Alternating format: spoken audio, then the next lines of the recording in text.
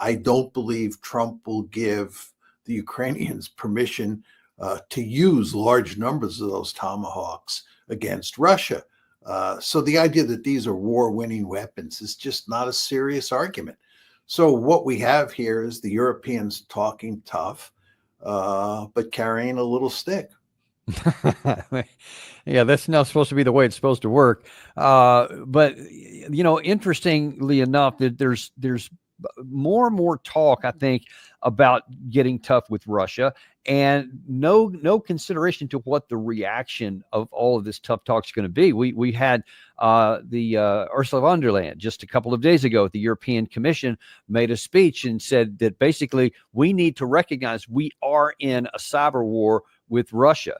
And then here recently we had Chancellor Friedrich Merz from Germany saying that we're not at war with Russia, but, he said, drone flights, espionage, the Tiergarten murder, massive threats to individual public figures, not only in Germany but also in many other European countries.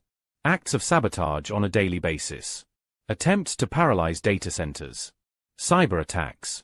I suspect that here in the room, probably every second person has already been affected by how their data networks and infrastructure have been attacked. We are not at war, but we are no longer at peace, and we must be clear about this if we want to meet the challenges we are now facing. See, and it's unclear, and he didn't specify. We have to be clear on the not at war, but not at peace situation, and we need to take actions. I'm not sure what actions he's talking about, but the gist is, and by the way, in concert with Ursula von der Leyen's comments here, they are reinforcing and doubling down on their comment that they want to have a big rebuild program within the European Union. And by 2029, they want to be pressing towards, an $800 billion advance. They want to have all these military capabilities, et cetera. Where do you see this going, and what reaction do you expect it to have on the Russian side?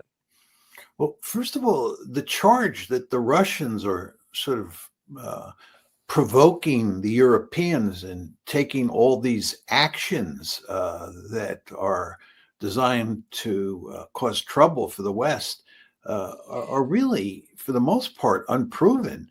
There was talk for a while that the Russians were responsible for forcing Ursula von der Leyen's plane to stay in the air over Bulgaria because they were jamming the navigation system.